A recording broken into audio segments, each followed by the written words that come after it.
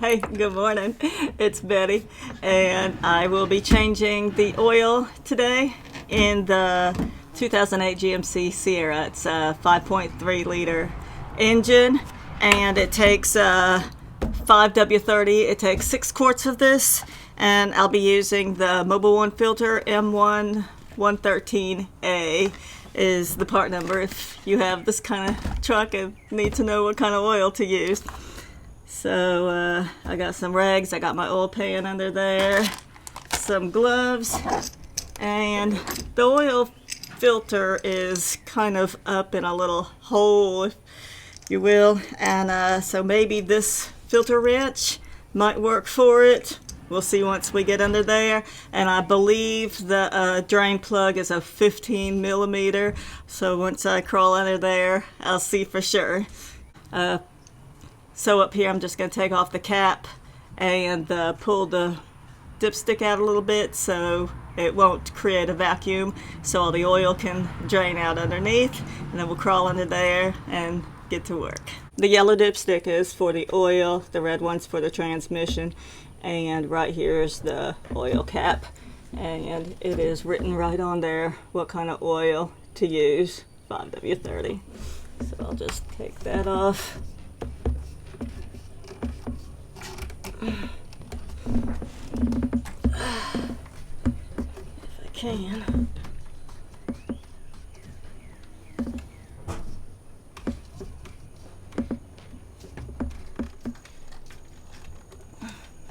Well, I can't get the oil cap off.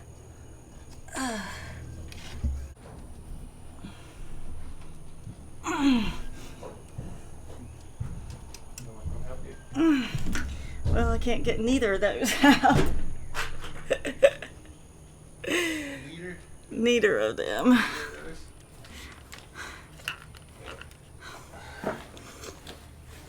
Is it child safety?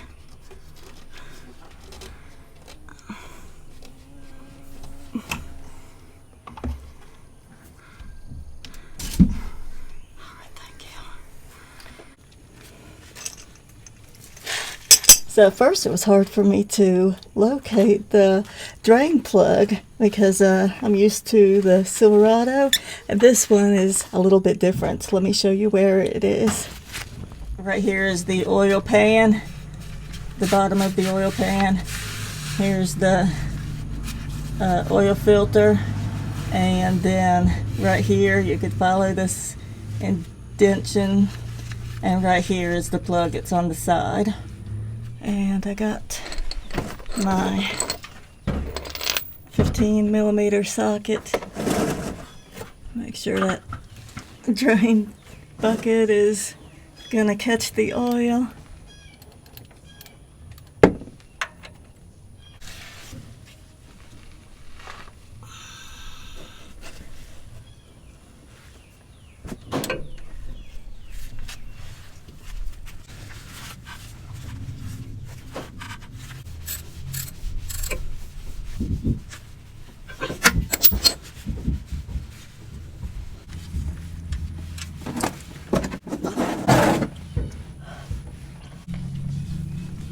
Where's my towels? I got a lot of towels out here just in case I spill anything.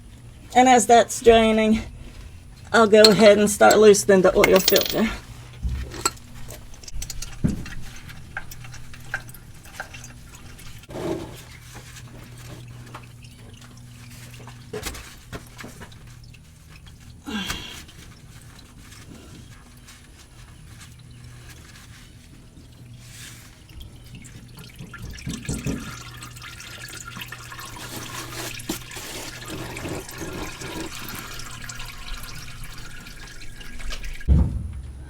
So after changing this oil, I noticed that probably would be a better idea if you had one of those rectangle pans, because of the distance between the oil plug and the filter.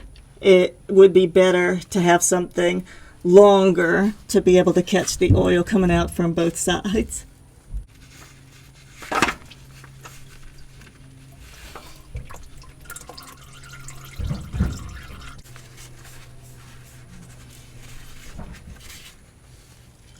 This is where the oil filter unscrewed from and screws back on here. And a lot of times the gasket might get stuck on here. So before you put the new filter on, make sure that there's no gasket stuck around here. And while that's draining, we'll go up and prepare the new oil filter.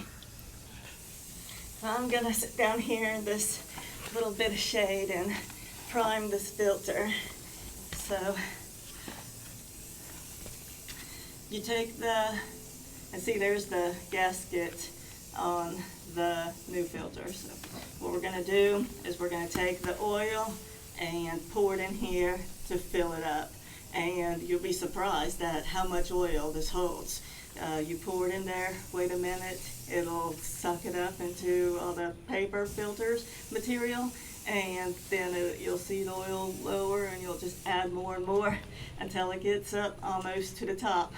And now if you're changing oil in a car that has a sideways filter, don't do that. Just put a little bit of oil in there because it's going to pour all out when you're trying to screw it in.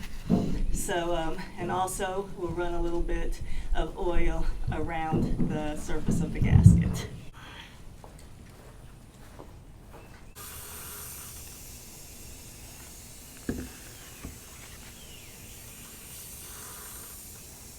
So putting the oil drain plug back in, you should wipe the plug off and check the gasket to make sure it's in good condition. They do sell just the gaskets at the auto parts store. They also sell new drain plugs there. So if you need one, it's simple to just run down to AutoZone or wherever you like and pick one up. And so this should be tightened to 18 foot-pounds of pressure. So that's what we will turn here. Just imagine what a 18-pound weight feels like, and imagine trying to lift it up. Make sure that's on tighten.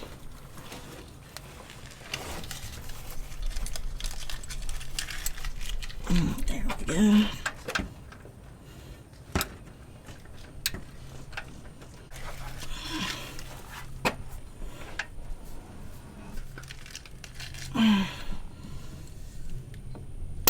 That feels good and tight.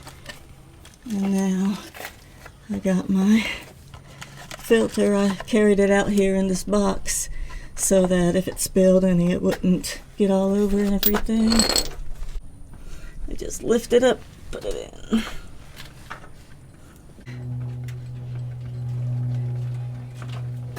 And these filters are made out of pretty thin metal, so you want to tighten it pretty tight so it doesn't leak, but at the same time you don't want to tighten it so much that you can't get it off and you end up bending and breaking the filter to get it off, and that's not a good thing. So I'm going to use a wrench and I'm going to turn it pretty good and tight because really don't want this leaking, but not so tight that the next person can't get it off.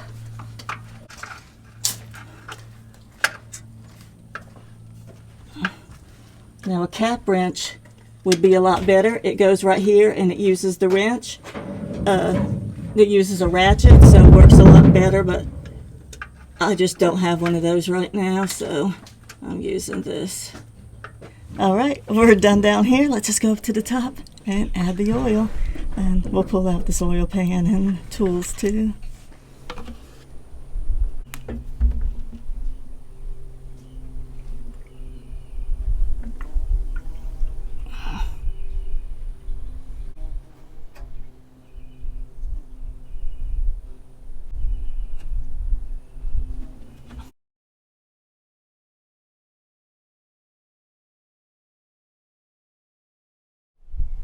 And to make sure we don't add too much or too little oil, we'll check the dipstick as we add the last quart, just to make sure we add enough and not too much.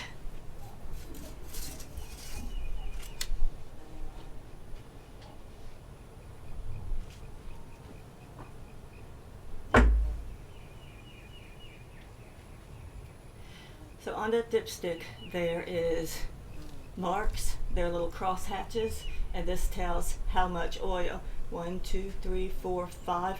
So this holds 6 quarts of oil, so you could basically tell from the dipstick how many quarts are in there, and you should never fill it past the hatch mark part of the stick. Like if you stick it in there and it's way here, too much. You got too much oil in there. If it's down here, not enough oil. So right there, perfect.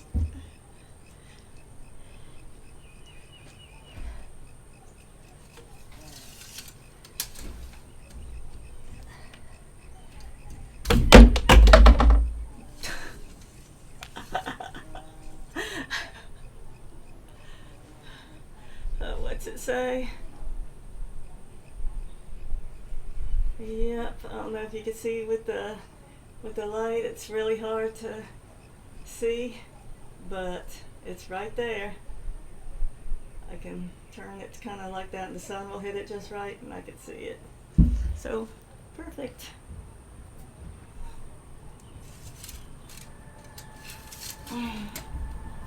Now make sure you push that down in there good and tight. Once the oil heats up, it has a lot of pressure and it will blow all over your engine if you don't put that back in. Now we'll put the cap back on and I'll show you how to reset the oil life on the dash.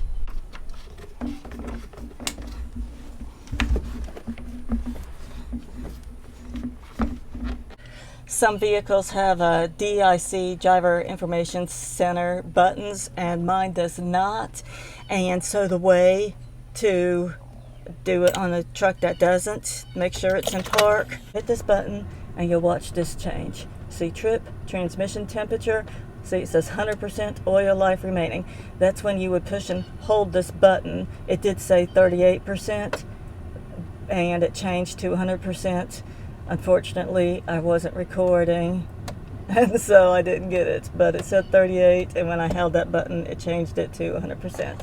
And that's all there is to it.